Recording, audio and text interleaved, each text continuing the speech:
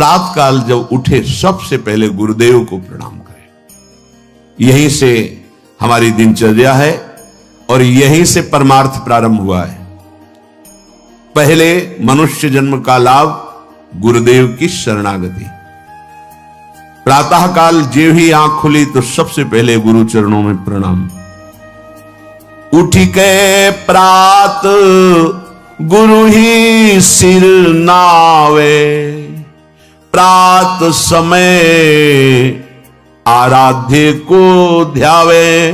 गुरुदेव को प्रणाम, फिर अपने आराध्य देव का नाम मंत्र। गृहस्थ में हो, गृहस्थ धर्म का संयोग किया है तो स्नान के बाद मंत्र।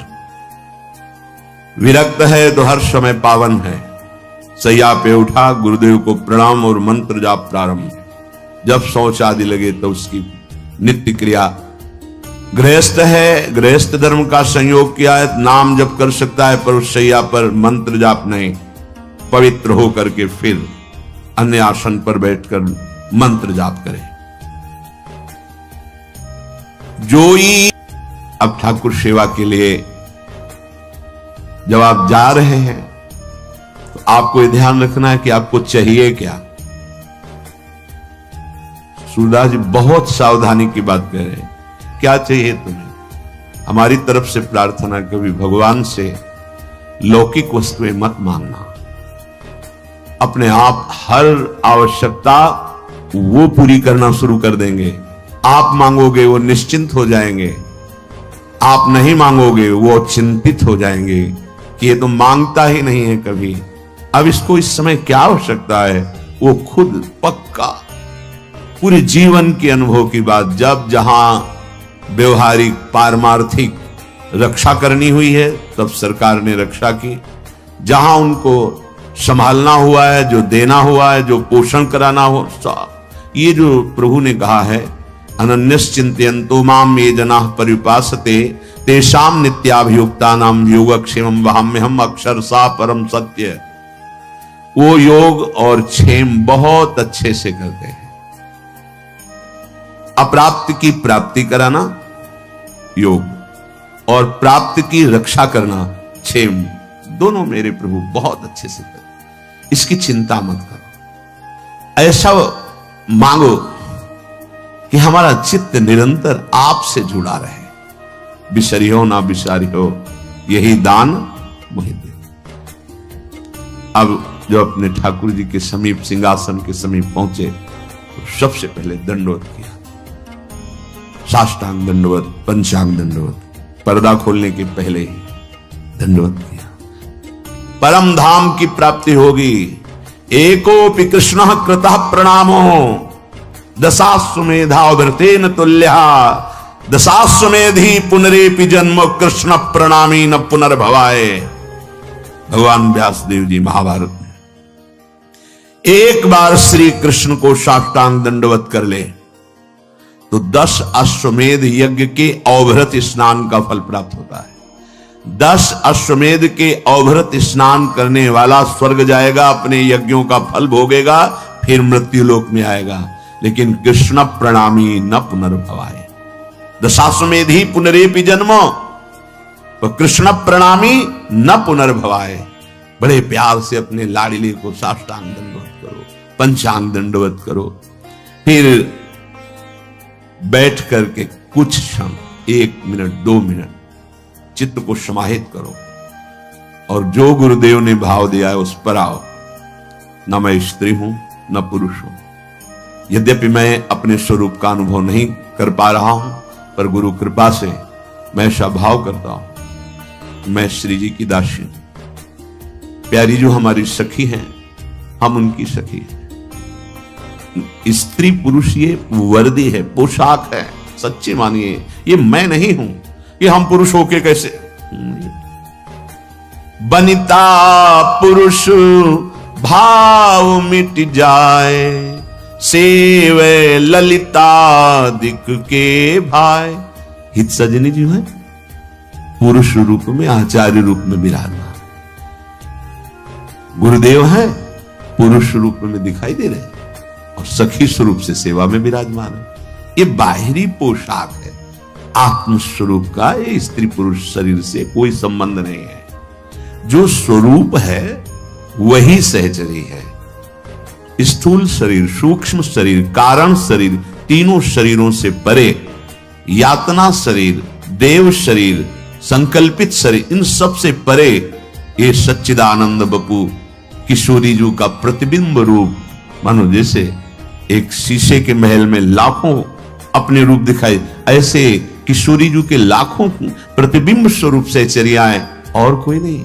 किशोरी मात्मानम इमी सुकुमारी नुकले, अपने को, अपनी आत्म स्वरूप को वो किशोरी रूप में अनुभव करता है गुरु प्रताप से।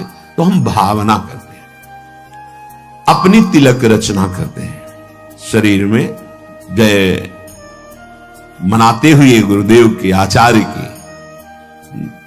जो द्वादश तिलक है उनकी रचना रच के करते हैं। और उस समय हम भाव करते हैं कि हम श्री जी की दासी। अगर ऐसा पुरुषत्व भाव बहुत जोर का है तो हम प्रिया प्रीतम के दास हैं, ऐसा शुरू कर दो। हरिवंश बलिदासुरी तुम जो कंचन तनी लाल मरकत मनी उभय कल हंस हरिवंश बलि दासुरी। दास भाव, मैं दास हूं प्रिया प्रीतम का, यहां से शुरू करो, आगे बड़ी की मात्रा लग जाएगी, वो स्थिति आ जाएगी।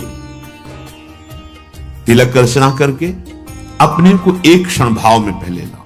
अब मैं परिचर्या में जा रहे हो, अब किसकी परिचर्या में जा रहे हैं? तो सामने भाव करो, हमारे श्यामा श्याम विराजमान निज ठाकुर को ध्यान लगावे, ध्रुव प्रहलाद की पदवी पावे। बड़े बड़े महाभागवतों को जो पद मिला है, सुख मिला है, वो उस उपासक को सुख मिलता है। सेवा के पहले ध्यान करो, हम किसकी सेवा करने जा रहे हैं? गौर श्याम जी, अद्भुत जिनका सौंदर्य, अद्भुत प्रभाव, अद्भुत महिमा, मैं उनकी सेवा करने जा रहा हूं। ध्यान एकाग्र करे, ध्यान कहीं और पर्दा हटा रहे, सेवा बहुत सावधानी से। हम किनकी सेवा? श्यामा श्याम की सेवा।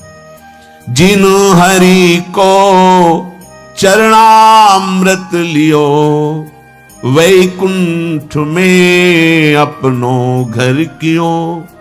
मैं उन हरि की सेवा करने जा रहा हूं जिनके चरणामृत का इतना प्रभाव है कि जिसने अपनी जिह्वा पर नित्य चरणामृत पान किया, वो भगवान की महिमा जिसके अकुंठ है, ऐसे महान धाम वैकुंठ का अधिकारी होता है।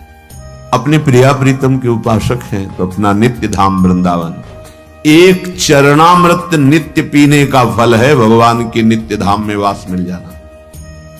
अकाल मृत्यु हरणम सर्वव्याधि विनाशनम, श्री कृष्ण पादोदकम पीत्वा पुनर्जन्म न विद्यते। विश्वास करो, ये शब्द मजाक में नहीं कहे गए हैं। जो रोज चरणामृत का पान करता है, नियम बना लो, जिह्वा आसक्त हो जाए चरणामृत में। संतों का चरणामृत, हरि का चरणामृत रोज हमारे पास होना चाहिए। हमारे ये परम संपत्ति है। अगर चरणामृत नहीं तो देखो, परम दानी है राधा वल्लभ लाल जी बिहारी जी, वहां जाकर आप मांगे, आपको चरणामृत मिल जाएगा। इतना ही चरणामृत मिल जाए, उसमें आप चाहे 100 लीटर जल मिला लीजिए, वो बराबर चरणामृत ही रहता है। रोज चरणामृत लीजिए। चरणामृत पीने वाले के अंदर ऐसी दुख सहने की सामर्थ्य आ जाती है। यद्यपि प्रारब्ध के अनुसार बड़े बड़े महापुरुषों ने भी दुख को स्वीकार किया है, पर वो दुखी नहीं हुए। वो अपना प्रभाव दिखा रहा है, पर चरणामृत अपना प्रभाव दिखा रहा है। देखो, महादेव जी भगवान का चरणामृत गंगा जी को सर पर धारण किए हैं। हम कुछ चरणामृत पिए और अपने माथे पे से 1-2 बूंद जरूर डालें।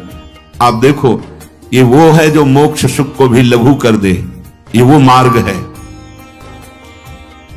जो हरि आगे बाजित्र बजावे, 3 लोक रजधानी पावे। श्री जी का पर्दा हटाया, धीरे धीरे चरण चापे, भावना की युगल सरकार उठ रहे हैं, अब पद के द्वारा उठाया जा रहा है। जागो मोहन प्यारी राधा, हारमोनियम बज रही, मंजीरा धीरे से मृदु मृदंग बज रही। ये जो बाजे बजा रहे ना, ये त्रिभुवनपति की राजधानी को प्राप्त होंगे। जय जय वृंदावन रजधानी, जहां विराजत मोहन राजा श्री राधा महारानी। जय जय वृंदावन रजधानी, ये सदा सनातन इकरस जोरी, महिमा निगम न जानी।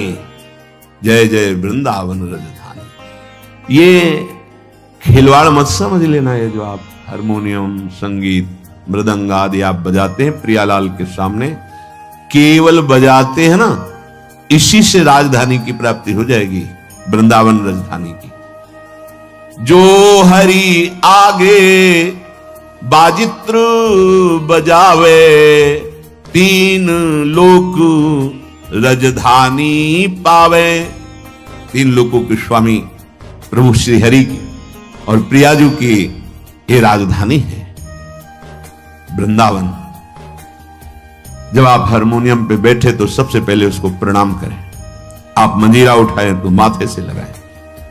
जो भी वाद्य है पहले उसे प्रणाम करें, क्योंकि ये प्रियालाल की सेवा में आए। सारा खेल भाव का है। पूज्य पंडित श्री गया प्रसाद जी महाराज बाबा जिस सोहनी से ठाकुर जी के वहां सोहनी करते थे, ठाकुर जी के भवन में, वो जब घिस जाती थी तो जैसे प्रिय का वियोग असह्य होता है, ऐसे माथे से लगाते, हृदय से लगाते। और आपने बहुत दिन हमारे ठाकुर सेवा में सहयोग दिया और उसे लेके जाते गिरिराज जी की तलहटी में रज खोद कर फिर अंदर विराजमान, पोछा लगाते, जिससे वो जब फट जाता तो आंखों से लगाते, माथे पे लगाते। आप हमारी श्री जी की सेवा में थे। फिर उसे गिरिराज जी की तरह भाव का सारा खेल। ये जो आप वाद्य बजा रहे हैं, इनको साधारण वाद्य मत समझिए, ये कुछ विशेष भजनानंदी वाद्य बने हुए हैं जो श्री जी के सामने बज रहे हैं। नहीं कहीं और भी बजते हैं, नहीं बजते। वाद्य तो वाद्य ही है, लेकिन ये वाद्य साधारण नहीं। इन्होंने पूर्व जन्म में भजन किया और ये वाद्य रूप हुए। सब जगह प्रभु विराजमान हैं। ये जड़ चेतन देखने का भेद है। ये आए हुए हैं हमारी श्री जी की सेवा में। मंजीर, मृदंग, हारमोनियम, ये जो भी, इनको प्रणाम करो। हमारे श्री राधा वल्लभ लाल जी के सामने जब समाज होती तो आप देखो मृदंग में पोशाक होगी, और पूजन जब होता है तो वाणी जी का पूजन, हारमोनियम, मंजीरा, मृदंग, सबको तिलक, सबका पूजन, सबको प्रणाम। बहुत सावधानी रखी जाती है कि उनमें चरण न छू जाएं, पैर न छू जाएं, क्योंकि श्री वहां भाव किया जाता है ये श्री जी की सखियां हैं। श्री जी को सुख प्रदान करने के लिए कोई मृदंग बनी हुई है, कोई मंजीर बनी हुई है, कोई वाद्य और वाद्य बने हुए हैं। जो हरि आगे बाजित्र बजावे, तीन लोक राजधानी पावे। अब हमें ध्यान पूर्वक सेवा करनी है। हम जो सेवा कर रहे हैं वही हमारा मन होना चाहिए। अगर मन सेवा में नहीं तो आप सुख का अनुभव नहीं कर सकते। फल तो मिलेगा ही, पर हमें अपना मन लगाना है। प्यारे जू को उत्थापन किया, विराजमान किया, मंगल भोग लगा रहे हैं, बिल्कुल भाव में है। मन समाहित कीजिए, 5 मिनट सेवा कीजिए, लेकिन एकाग्रता पूर्वक, प्यार पूर्वक कीजिए। हमारे यहां एक लाड़ शब्द है, मतलब अत्यंत दुलार, इसीलिए हमारे युगल सरकार को लाडली लाल। इनको दुलार से, इनको भाव चाहिए। वस्तुएं उतनी नहीं हो सकती है जितना हम भाव कर सकते हैं। तो हमारे हृदय में ध्यान पूर्वक सेवा होनी चाहिए। जो जन हरि को ध्यान करावे, गर्भवास में कबहू न जावे। जैसे 4 लोग सेवा कर रहे हैं, ए भाई इधर उधर चित्त मत ले जाइए। आप जो सेवा कर रहे हैं उस पर एकाग्र होइए। अगर आप स्वयं एकाग्र होकर दूसरे को एकाग्र सेवा में करा रहे हैं, बोले वो कभी गर्भवास में नहीं जाएगा, माता के गर्भ में नहीं जाएगा। जो हरि को नित करे श्रृंगार, ताको पूर्ण हुए अंगीकार।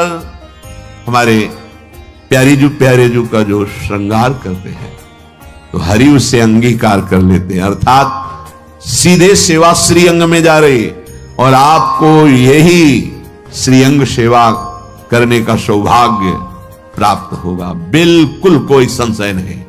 प्रगट में जो सेवा स्वामिनी जी की संपूर्ण सेवा मानी जाती है, जैसे एक यहां से वहां कोने पे खड़ा है तो यहां जो चंदन घर्षण करके पत्रावली करके प्राप्त करेगा, वहां वो गेट में खड़ा होकर प्राप्त। सहचरियां फूल की छड़ी लिए हुए निकुंज द्वार पे खड़ी रहती है, कोई श्री जी को व्यजन कर रहे हैं, कोई छत्र चंवर, कोई भोग, कोई तो अब वो छड़ी लिए, फूल छड़ी लिए हुए कुंज के द्वार पे, तो ऐसा नहीं कि वो बेचारी, नहीं, कुंज के द्वार पे खड़ी है, श्री जी की आज्ञा से श्री जी की सेवा का वही आनंद उसको प्राप्त हो रहा है जो एक पत्रावली की रचना कर रही है। ऐसे आप श्री जी की सेवा में किसी सेवा में हैं, आपको वही प्राप्त होगा जो एक यहां श्री जी के अंग सेवा में है, वही श्री जी के अंग सेवा का अधिकार आपको प्राप्त होगा। जो ठाकुर को दर्पण दिखावे, चंद्र सूरज ताको सिर नावे। जो श्रृंगार करके ऐसे दर्पण दिखाया जाता है, बोले इतना तेजमय उसका स्वरूप कि भगवान भुवन भास्कर, जिनको त्रिभुवन नमस्कार करता है, अर्घदान करता है, और अमृत वर्षा करने वाले चंद्रदेव भगवान, ये उसको सर नवाते हैं, नमस्कार करते हैं। क्योंकि हम प्रिया प्रीतम को जब दर्पण दिखाते हैं तो वही यहां हृदय में आके विराजमान हो जाएंगे। देखा पूज्य गुरुदेव भगवान को ऐसे दर्पण दिखा, ऐसे पुलक रहे हैं, भाव का सारा खेल होता है ना। जब अपनापन लाडली लाल से इतना हो जाता है कि हमारे प्राणों से भी अपनापन नहीं रहता, मदगत प्राणा, तब सुख का अनुभव होता है। फिर इसके बाद दर्पण ऐसे करके छाती से प्रारंभ में जान में, महाराज जी दर्पण को इसमें प्रतिबिंब आया था ना श्री जी का, हृदय में प्रिया प्रीतम प्रकाशित हो जाएंगे। बड़े बड़े लोकपाल सूर्य चंद्र आदि उसको नमस्कार करते हैं जो श्री जी को दर्पण दिखाता है। श्रृंगार हुआ, अब अलग अलग सबकी सेवा है, तो जो दर्पण दिखाता है, जो ठाकुर को दर्पण दिखावे, चंद्र सूरज ताको सिर नावे।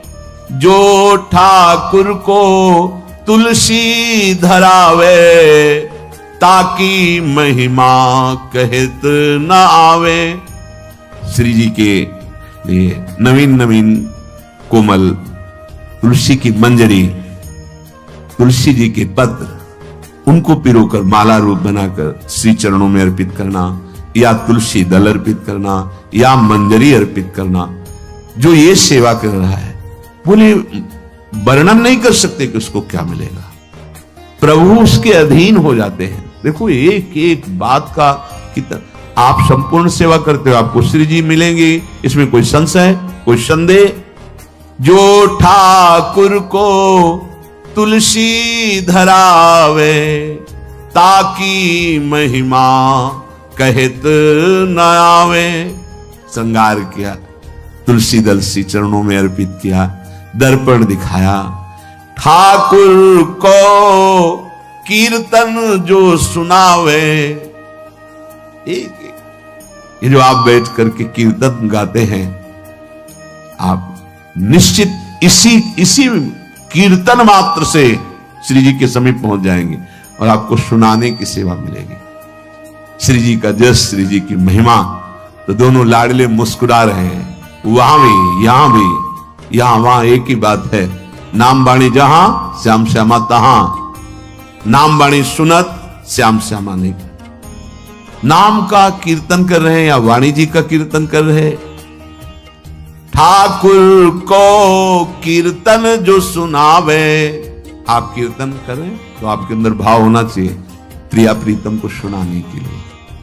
किसी और के रिझाने की भावना यदि हुई और कुछ मांग आदि किसी से, वो एक अलग मार्ग हो गया। ये सीधे श्रीअंग सेवा प्राप्त करने का मार्ग प्रिया प्रीतम के समीप। ठाकुर को कीर्तन जो सुनावे, ताको ठाकुर निकट बुलावे।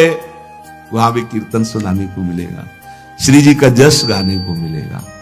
युगल सरकार मुस्कुराते हैं, बुला करके हृदय से लगाते हैं, अपने गले की माला पहनाते हैं। सुंदर प्रसादी पान की भीड़ निहाल, हर समय महान प्रेम का आनंद उफान मारता रहता है।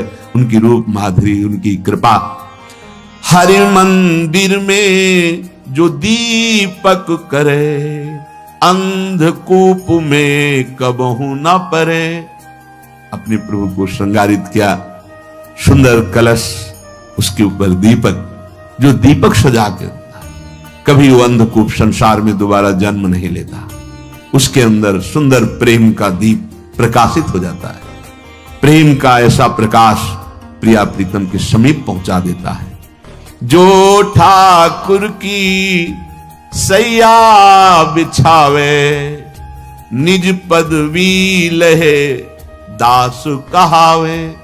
तो बिहारी जी के सामने जो ब्रजवासी डलिया लगाते हैं, तो रात्रि के समय उनसे याचना करते, तो कोई 2 फूल ले दिए गुलाब के, कोई 4 फूल राय बेल के, ऐसे सबसे मांगा, थोड़े फूल हो गए और अपनी श्री जी के लिए ऐसे कितना सुख मिलता है। वो ऐसे पंखुड़ी करके और भाव में कि श्री जी मुझ अधम के पास आपको सुख देने के लिए आप अपनी कृपा से प्रसन्न हो जाइए, आप विराजिए शयन की सैया, 4 फूल मिले उसी के से आप भी कर सकते हैं।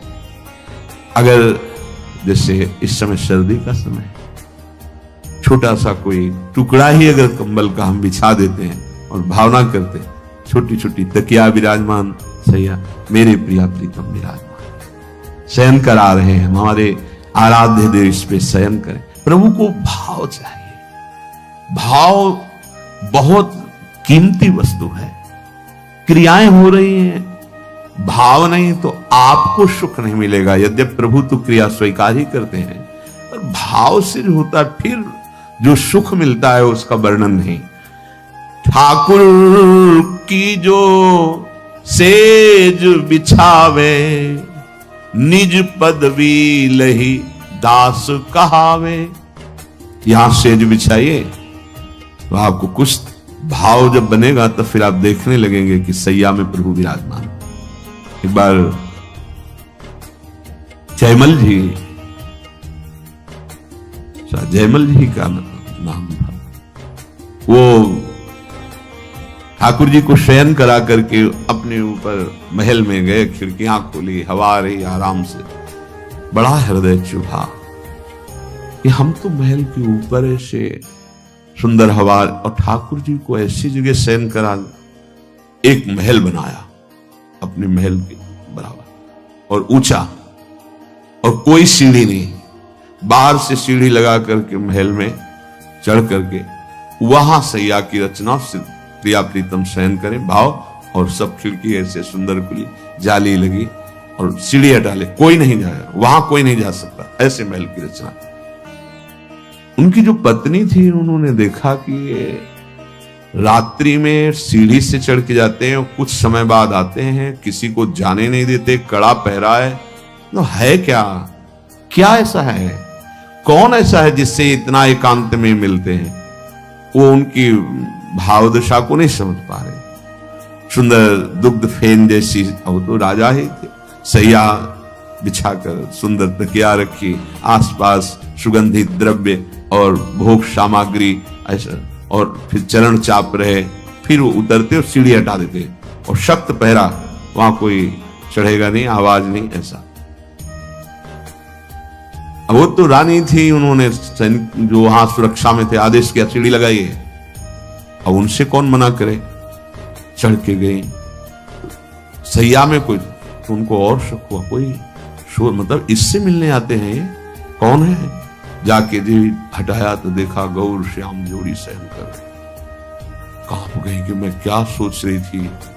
ऐसी अद्भुत सौरभ से साक्षात प्रिया प्रीतम सहन कर रहे और शरीर कांपने लगा। देखो, संबंध से भगवान कृपा करते हैं। भक्त की अर्धांगिनी है, जैसे तैसे हिम्मत की सीढ़ी से उतर के आई, सीढ़ी हटाई, बेशुद्ध, अश्रु चल रहे हैं, विकलता। जब जयमल जी है तो देखा कि बेशुद्ध कैसे हो, ये तुम्हारे तो अंदर तो सात्विक भागवतिक भाव दिखाई दे रहे हैं। तो उनका क्षमा कीजिए, आपकी आज्ञा का उल्लंघन हुआ। मुझे ऐसा लगता था आप किससे मिलने जाते हैं। तो मैंने आज्ञा करी और सीढ़ी लगवाकर ऊपर गई तो देखा जुगल सरकार से। जुगल सरकार, तुमने देखा, तुम्हारे चरणों में मैं प्रणाम करता हूं, क्योंकि मैं तो केवल भावना करता था और तुम्हें प्रभु दिखाई दिए। और बहुत आह्लादित हुए कि प्रभु हमारी सेवा स्वीकार। संबंध से भगवान बहुत जल्दी रिझते। इनकी लीला बड़ी विचित्र है। सबसे पहले तुकाराम जी की पत्नी को भगवत साक्षात्कार हुआ। संबंध से भगवान बहुत जल्दी रिझते हैं। तो देखो, सेवा की भावना की ना कि हमारे प्रभु शैया विराजमान, खिड़की खुली है, जाली लगी हुई है, तो मानो हमारे पास वो सुविधा नहीं, तो हम भावना तो कर सकते हैं।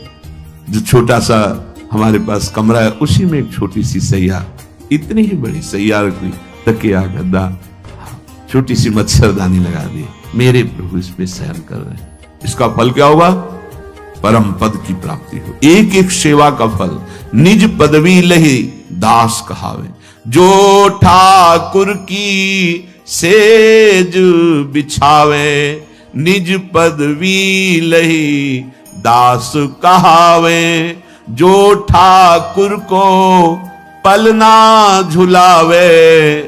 परम धाम सुख अपने घर ल्यावे। अपने ठाकुर को सुंदर, अगर आप बड़ा नहीं जान सकते तो आजकल ऐसे भी आते हैं कि छोटे झूला आते हैं, इतने इतने बड़े आते हैं, ऐसे खंभे लगे हुए हैं, पर छोटा सा झूला है, नाम सेवा विराजमान कर पद गाते, झूलत दो नवल किसो। ये भावना है। धीरे जो ठाकुर को झूला झुलावे, नित लीला में मन प्रवेश करावे। जो ठाकुर को पलना झुलावे, सो परम धाम सुख अपने घर ल्यावे। छोटे को पलना, बड़े को जैसे झूला होता है, जो रोज झूला, नित्य लीला में प्रवेश। एकमात्र झूला झुलाने से नित्य लीला, एकमात्र पलना में झुलाने से परम धाम सुख अपने हृदय में प्रकाशित हो जाता है। उत्सव करी मन आरती करे, आह्लादित होकर मानो महान उत्सव मना रहे, सुंदर वाद्यों के द्वारा नाचते गाते हुए प्रभु की जो आरती करते हैं। उत्सव करी मन आरती करे, ताके अधीन रहे श्री हरे। श्री जी और हरि प्रिया प्रीतम उसके अधीन हो जाते हैं, जो केवल आरती मात्र करता है। एक एक सेवा का, जो ठाकुर को भोग लगावे, वो तो नित परमानंद पावे। जो भी आपके पास है, प्रभु को पदार्थ नहीं चाहिए, आपके भाव चाहिए। सच्ची मानिए, जो सुख भाव में जागृत होता है वो सुख पदार्थों में है ही नहीं, प्रभु आपके भाव पाते हैं। जो ठाकुर को भोग पवावे, इसमें खास बात होती है आपका भाव। खास बात आपके पास है तो ठीक है, नहीं है तो आपका भाव है। जो ठाकुर जी को भोग लगाता है, जो पद दीन यशोदा माए, ता सुख की कछु कही न जाए। जो गति मैया यशोदा को प्राप्त हुई भोग पवानी, वही गति हर उपासक को परमानंदमयी प्राप्त होती जो प्रभु को भोग लगाता है। प्रभु को भोग लगाए, मान लो आप गृहस्थी में ऐसे कभी ऐसा सौभाग्य मिले कि भगवान के दासों को पवाने का मिले, प्रभु को भोग लगाया, और वैष्णवजनों को जो ब्रजवास करते हैं, जो भगवत आराधना में हैं, वो सब निज परिकर हैं। जो ठाकुर को स्वाद करावे, सोता को फल तुरंत ही पावे।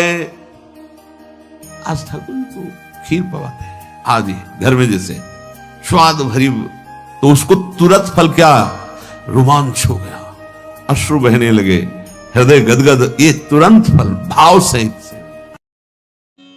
कलयुग है, देखो 125 वर्ष कलयुग की आयु, अब 70-80 रह गई। कल आपने सुना 20-30 में समाप्त हो जाएंगे। अब तो बहुत 60-70-80 इतने में साफ हो जाता है जीवन। कोई बिरला 100 या ऊपर पार करे, कोई बिरला, नहीं तो 70-80-90 तो कोई बिरला। 20-30 साल की आयु होगी, क्या कर लोगे? घोर पापाचरण का वातावरण होगा, अपवित्र सब व्यवहार होगा, कैसे भजन होगा? इसलिए अभी भजन कर लो, भगवत प्राप्ति कर लो। भगवान सच्चिदानंद जब कल की अवतार धारण करते हैं और दुष्टों का संहार करते हैं, उस समय से फिर सतयुग प्रारंभ होता है। जब सब डाकुओं का संहार हो चुकेगा, तब नगर की और देश की सारी प्रजा का हृदय पवित्रता से भर जाएगा, क्योंकि भगवान कल्कि के शरीर में लगे हुए अंगराग स्पर्श पाकर अत्यंत पवित्र हुई वायु उनका स्पर्श करेगी। भगवान की श्री विग्रह की दिव्य गंध संपूर्ण प्रजा के हृदय को निष्पाप कर देगी। उनके पवित्र हृदयों में सत्यमूर्ति भगवान वासुदेव विराजमान होंगे, और फिर उनकी संतान पहले की भांति हृष्ट पुष्ट और बलवान होने लगेगी। प्रजा के नयन मनोहारी हरि ही धर्म के रक्षक और स्वामी हैं। वे ही भगवान जब कल्कि के रूप में अवतार ग्रहण करेंगे, उसी समय सतयुग का प्रारंभ हो जाएगा, और प्रजा की संतान परंपरा स्वयं ही सतोगुण से युक्त हो जाएगी। जिस समय चंद्रमा, सूर्य और बृहस्पति एक ही समय एक ही साथ पुष्य नक्षत्र के प्रथम पल में प्रवेश करते हैं, एक राशि पर आते हैं, उसी समय सतयुग का प्रारंभ होता है।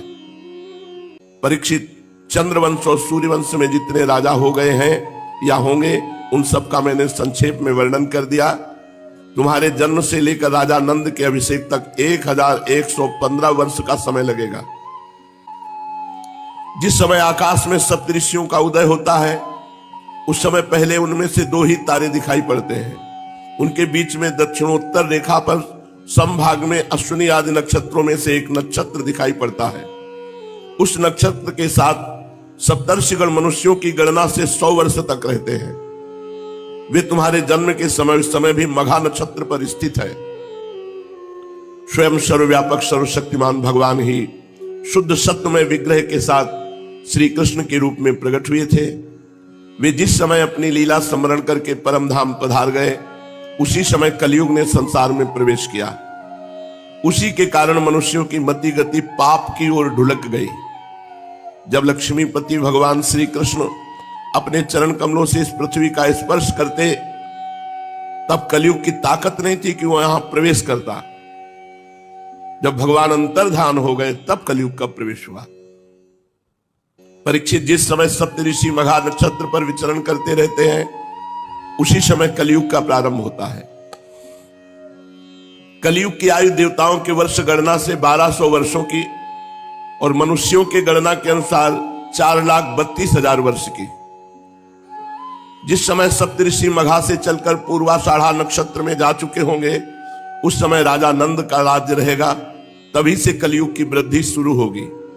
पुरातत्ववेत्ता ऐतिहासिक विद्वानों का कहना है कि जिस दिन भगवान श्री कृष्ण ने अपने परम धाम को प्रयाण किया, उसी दिन उसी समय कलयुग का प्रारंभ हो गया। परीक्षित, जब देवताओं की वर्ष गणना के अनुसार 1000 वर्ष बीत चुकेंगे, तब कलयुग के अंतिम दिनों में फिर से कल की भगवान की कृपा से मनुष्यों के मन में सात्विकता का संचार होगा। लोग अपने वास्तविक स्वरूप को जान सकेंगे और तभी से सतयुग प्रारंभ भी होगा। परीक्षित, मैंने तो तुमसे केवल मनुवंश का सो भी संक्षेप में वर्णन किया है। जैसे मनुवंश की गणना होती है, वैसे ही प्रत्येक युग में ब्राह्मण, वैश्य और शूद्रों की भी वंश परंपरा समझनी चाहिए। राजन, जिन पुरुषों और महात्माओं का वर्णन मैंने तुमसे किया, अब केवल नाम से ही उनकी पहचान होती है। अब वे नहीं रहे, केवल उनकी कथा रह गई। अब उनकी कीर्ति ही पृथ्वी पर जहां तहां सुनने को मिलती है। भीष्म पितामह के पिता राजा शांतनु के भाई देवापी और इक्ष्वाकुवंशी मरु इस समय कलाप ग्राम में स्थित हैं। वे बहुत बड़े योग बल से युक्त हैं। कलयुग के अंत में कल्कि भगवान की आज्ञा से फिर यहां आएंगे और पहले की भांति वर्णाश्रम धर्म का विस्तार करेंगे। सतयुग, त्रेता, द्वापर और कलयुग, ये ही 4 युग हैं। ये पूर्वोक्त क्रम के अनुसार अपने अपने समय में पृथ्वी के प्राणियों पर अपना प्रभाव दिखाते रहते हैं। परीक्षित, मैंने तुमसे जिन राजाओं का वर्णन किया है, वे सब और उनके अतिरिक्त दूसरे राजा भी इस पृथ्वी को मेरी मेरी करते रहे, परंतु अंत में मरकर धूल में मिल गए। इस शरीर को भले ही कोई राजा कह ले, परंतु अंत में एक कीड़ा, विष्ठा अथवा राख के रूप में ही परिणित होगा, राख ही होकर रहेगा। इसी शरीर के या इसके संबंधियों के लिए जो भी किसी प्राणी को सताता है, वह ना तो अपना स्वार्थ जानता है और ना तो परमार्थ, क्योंकि प्राणियों को सताना तो नरक का द्वार है। वे लोग यही सोचा करते कि मेरे दादा परदादा इस अखंड भूमंडल का शासन करते थे, अब ये मेरे अधीन किस प्रकार रहे और मेरे बाद मेरे बेटे पोते, मेरे वंशज किस प्रकार इसका उपभोग करें। वे मूर्ख इस आग, पानी और मिट्टी के शरीर को अपना आपा मान बैठते हैं और बड़े अभिमान के साथ डींग हाँकते हैं कि ये पृथ्वी मेरी है। अंत में वे शरीर और पृथ्वी दोनों को छोड़कर स्वयं ही अदृश्य हो जाते हैं। प्रिय परीक्षित, जो नरपति बड़े उत्साह और बल पौरुष से इस पृथ्वी के उपभोग में लगे रहे, उन सबको काल ने अपने विकराल गाल में धर दबाया। अब केवल इतिहास में उनकी कहानी ही शेष रह गई है। श्री सुखदेव जी कहते हैं, परीक्षित, जब पृथ्वी देखती है कि राजा लोग मुझ पर विजय प्राप्त करने के लिए उतावले हो रहे हैं, तब वो हंसने लगती है और कहती, कितने आश्चर्य की बात है, ये राजा लोग जो स्वयं मौत के खिलौने हैं, ये मुझे जीतना चाहते हैं। राजाओं से ये बात छिपी नहीं कि वे एक ना एक दिन मर जाएंगे, फिर भी व्यर्थ में ही मुझे जीतने की कामना करते हैं, ऐसा पृथ्वी सोचती है। सचमुच इस कामना से अंधे होने के कारण ही वे पानी के बुलबुले के समान क्षणभंगुर शरीर पर विश्वास कर बैठते हैं और धोखा खाते हैं। वे सोचते हैं कि हम पहले मन के सहित अपने 5 इंद्रियों पर विजय प्राप्त करेंगे, अपने भीतरी शत्रुओं को वश में करेंगे, क्योंकि इनके जीते बिना बाहरी शत्रुओं को जीतना कठिन है। उसके बाद अपने शत्रु के मंत्रियों, आमात्यों, नागरिकों, नेताओं और समस्त सेना को भी वश में कर लेंगे। जो भी हमारे विजय मार्ग में कांटे बोएगा, उसे हम अवश्य जीत लेंगे। इस प्रकार धीरे धीरे क्रम से सारी पृथ्वी हमारे अधीन हो जाएगी, फिर तो समुद्र ही हमारे राज्य की खाई का काम करेगा।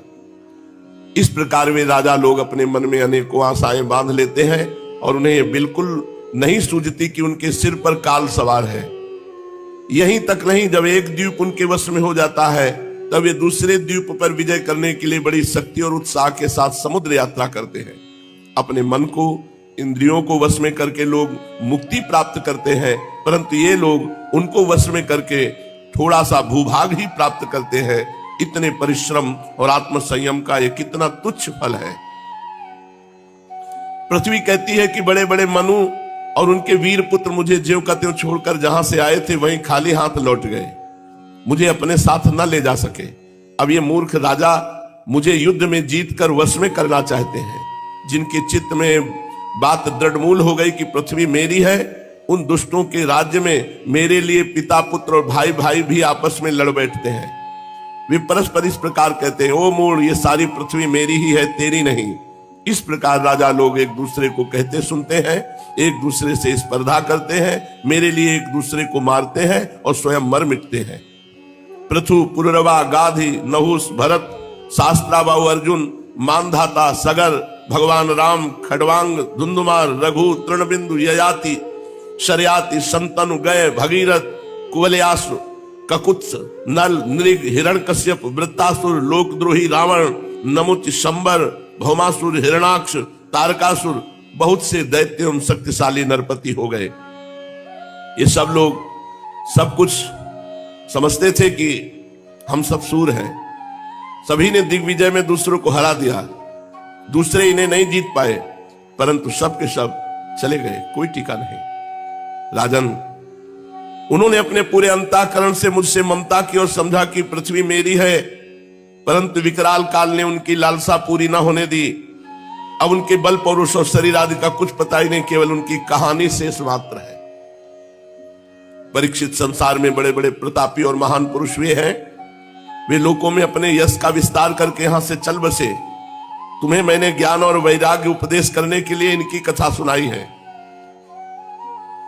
मैंने जो कुछ अभी तक वर्णन किया सब वाणी का विलास है। इसी पे हमें बहुत धक्का लगा था जब हम 16-17 वर्ष के थे। ऐसा कैसे? भगवान का चरित्र, महापुरुषों का चरित्र अब समझ में आ रहा है। ये सब वाणी का विलास मात्र है, परमार्थक सत्य कुछ भी नहीं है। जितना सुनाया ये सब वाणी का विलास मात्र है, परमार्थिक सत्य कुछ नहीं है। इस पे काफी देर हम परेशान हुए थे।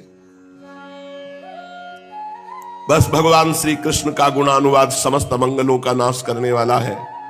बड़े बड़े महात्मा उसी का गान करते रहते हैं। जो भगवान श्री कृष्ण के चरणों में अनन्य प्रेममयी भक्ति की लालसा रखता हो, उसे नित्य निरंतर भगवान के दिव्य गुणानुवाद का ही श्रवण करते रहना चाहिए। राजा परीक्षित ने पूछा, भगवान मुझे तो कलयुग में राशि राशि दोष ही दिखाई दे रहे हैं। उस समय लोग किस उपाय से उन दोषों का नाश करेंगे? इसके अतिरिक्त युगों का स्वरूप, उनके धर्म, कल्प की स्थिति और प्रलय काल के मान एवं सर्वव्यापक सर्वशक्तिमान भगवान के काल रूप का भी यथावत वर्णन कीजिए। श्री सुखदेव जी कहते, परीक्षित, सतयुग में धर्म के 4 चरण होते हैं। वे चरण हैं सत्य, दया, तप और दान। उस समय लोग पूरी निष्ठा के साथ अपने अपने धर्म का पालन करते हैं। धर्म स्वयं भगवान का स्वरूप है। सतयुग के लोग बड़े संतोषी और दयालु होते हैं। वे सबसे मित्रता का व्यवहार करते और शांत रहते हैं। इंद्रियां और मन उनके वश में रहते हैं। सुख और दुख आदि द्वंद्वों को समान भाव से सहन करते हैं। अधिकांश लोग तो समदर्शी और आत्माराम होते हैं। बाकी लोग स्वरूप स्थिति के लिए अभ्यास में तत्पर रहते हैं। परीक्षित, धर्म के समान अधर्म के भी 4 चरण हैं। झूठ, असत्य, हिंसा, असंतोष, कलह। झूठ, हिंसा, असंतोष, कलह, ये अधर्म के 4 चरण हैं। त्रेता युग में इनके प्रभाव से धीरे धीरे धर्म के सत्य आदि चरणों का चतुर्थांश क्षीण हो जाता है। राजन, उस समय वर्णों में ब्राह्मणों की प्रधानता अक्षुण्ण रहती है। त्रेता युग में लोगों में अत्यंत हिंसा और लंपटता का अभाव रहता है। सभी लोग कर्म कांड और तपस्या में निष्ठा रखते हैं। अर्थ, धर्म एवं काम रूप त्रिवर्ग का सेवन करते हैं। अधिकांश लोग कर्म प्रतिपादक, वेदों के पारदर्शी विद्वान होते हैं। द्वापर में हिंसा, असंतोष, झूठ और द्वेष, अधर्म के इन चरणों की वृद्धि होती है। इनके कारण धर्म के 4 चरण तपस्या, सत्य, दया और दान ये आधे आधे क्षीण हो जाते हैं। उस समय के लोग बड़े यशस्वी, कर्मकांडी, वेदों के अध्ययन अध्यापन में बड़े तत्पर होते हैं। लोगों के कुटुंब बड़े बड़े होते हैं।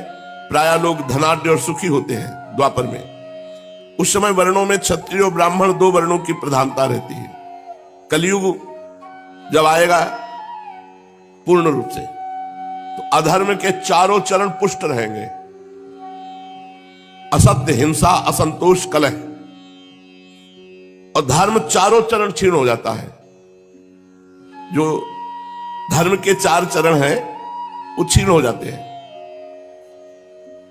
सत्य, तपस्या, जो धर्म के स्वरूप है, दान, ये सब क्षीण हो जाते हैं।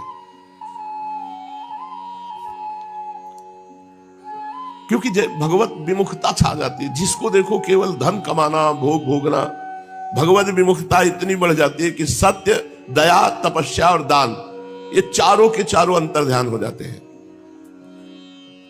कलयुग में अधर्म 4 चरणों से बढ़ जाता है।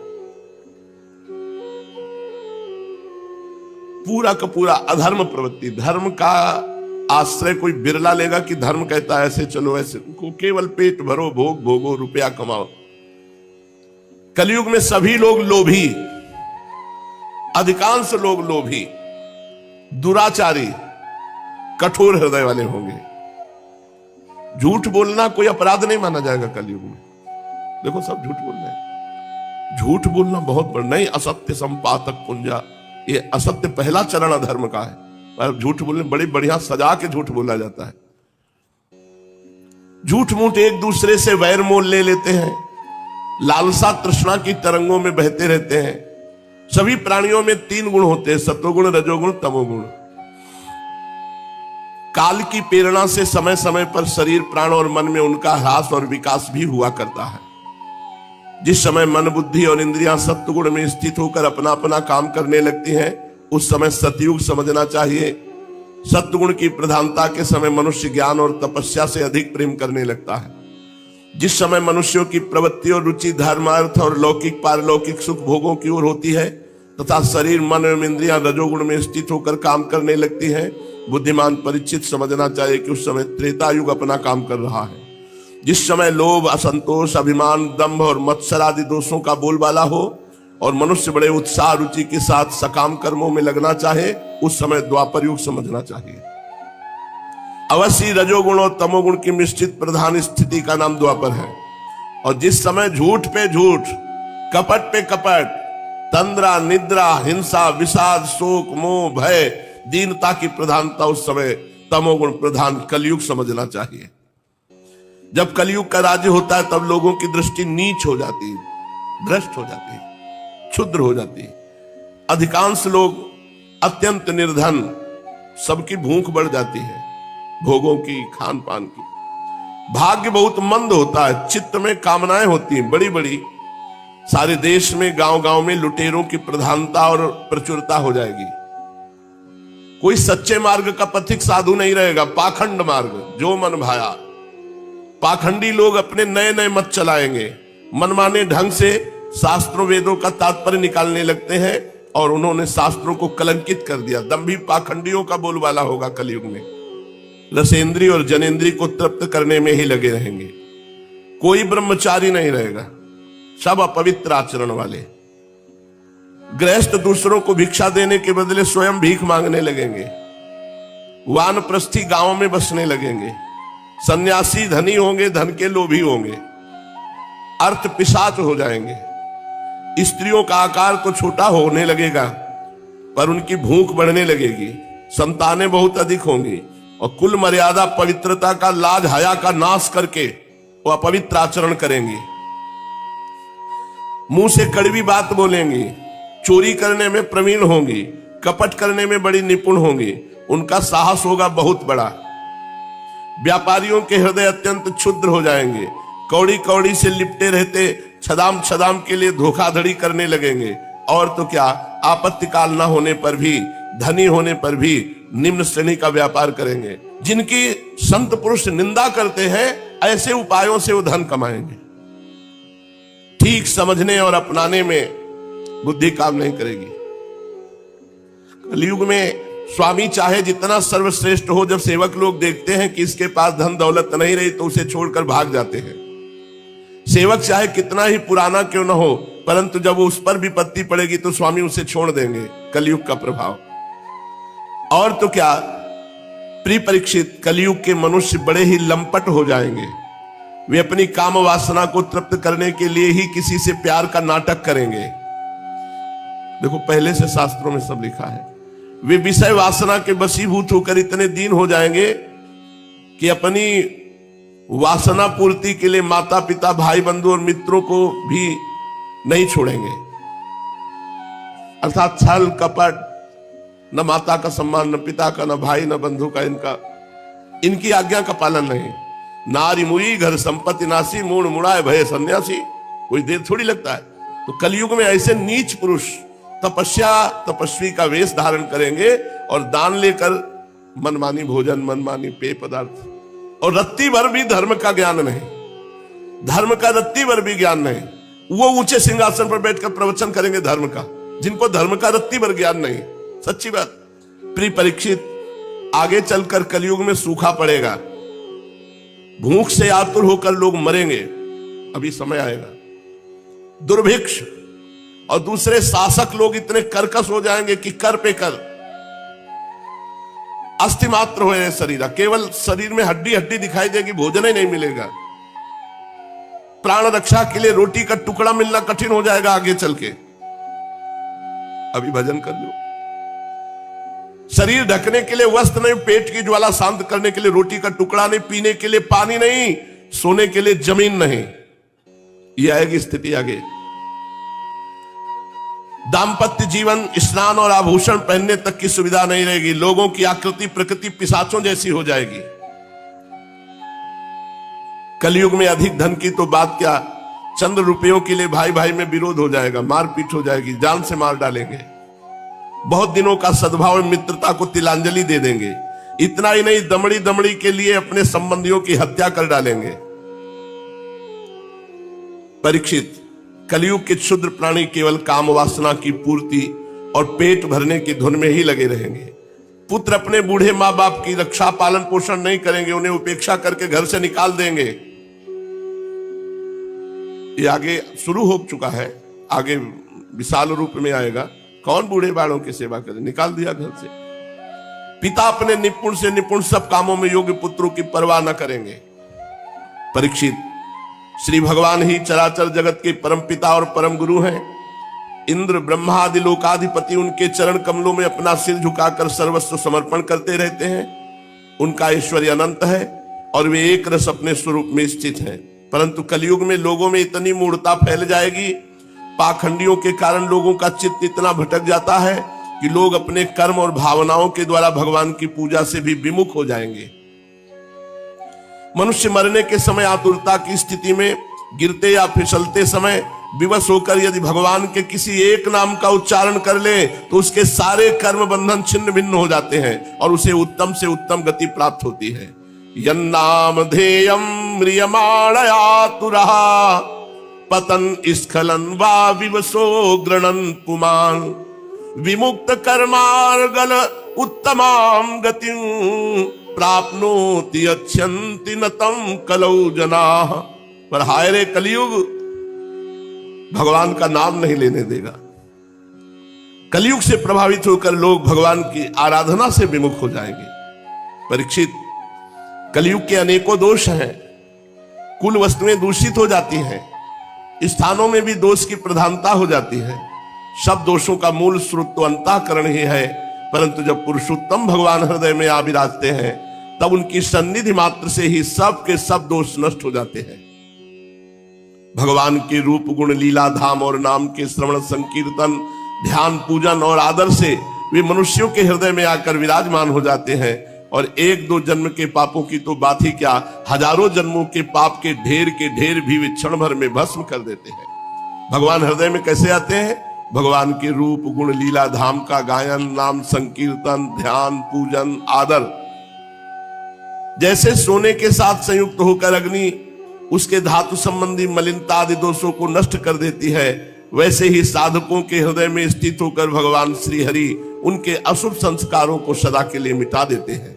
परीक्षित, विद्या तपस्या प्राणायाम समस्त प्राणियों के प्रति मित्र भाव तीर्थ स्नान व्रत दान और जप, किसी भी साधना से मनुष्य के अंतःकरण की वैसी वास्तविक शुद्धि नहीं होती जैसी शुद्धि भगवान पुरुषोत्तम के हृदय में विराजमान हो जाने पर होती है।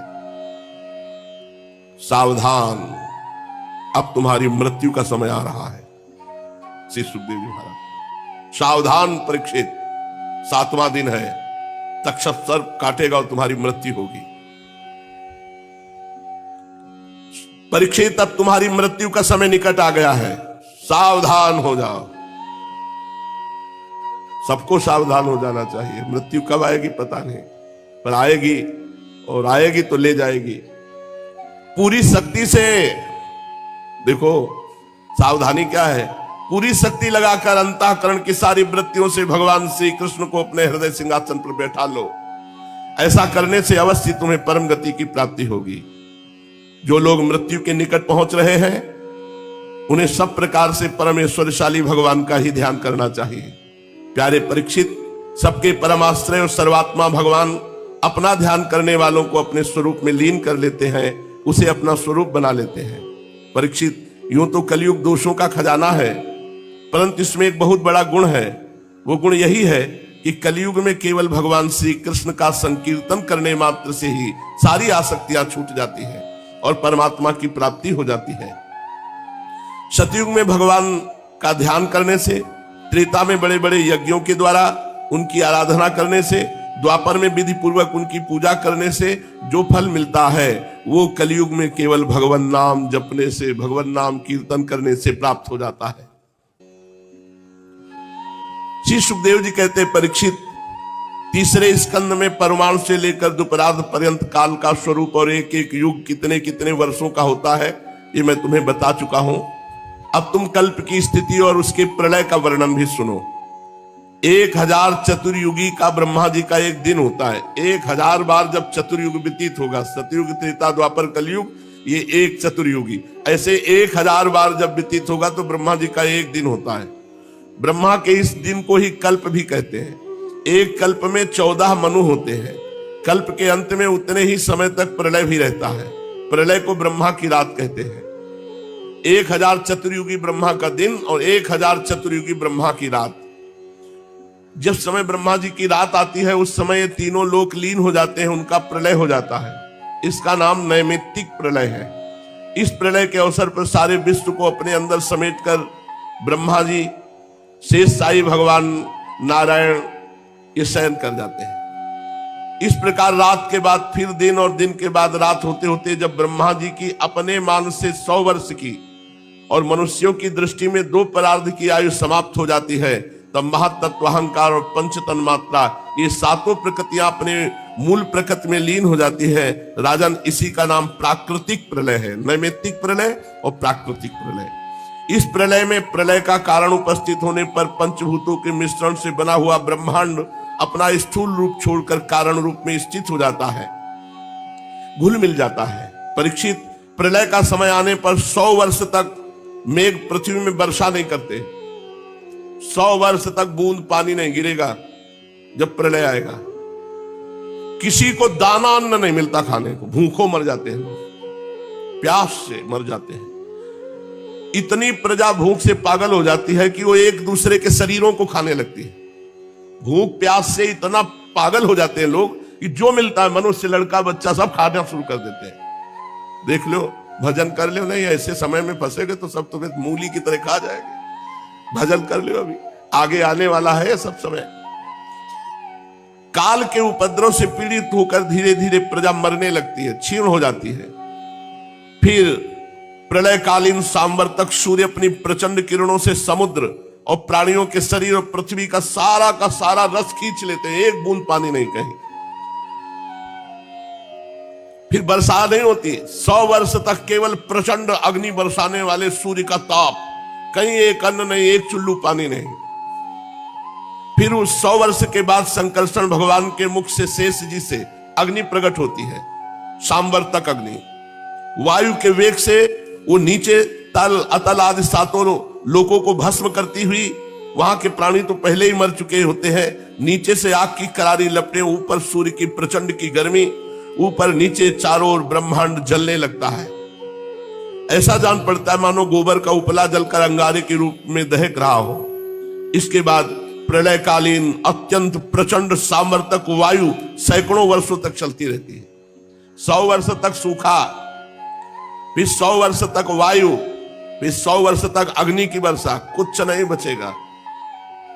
आकाश धुएं और धूल से भर जाता है। इसके बाद असंख्यों रंग बिरंगे बादल आकाश में मंडराने लगते हैं और सांबर तक मेघ आकर गरज गरज कर 100 वर्ष तक वर्षा करते हैं। 100 वर्ष तक पूरा ब्रह्मांड पानी ही पानी।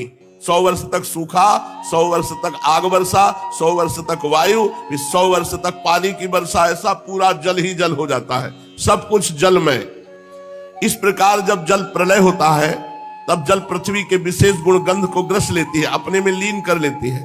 गंध गुण के जल में लीन हो जाने से पृथ्वी का नाश हो जाता है, वो जल में बन जाती, कहीं पृथ्वी नहीं रहती, वो जल में घुल मिलकर जल रूप बन जाती है। राजन, इसके बाद जल के गुण रस को तेजस तत्व ग्रस लेता है, तब जल नीरस होकर अग्नि स्वरूप हो जाता है।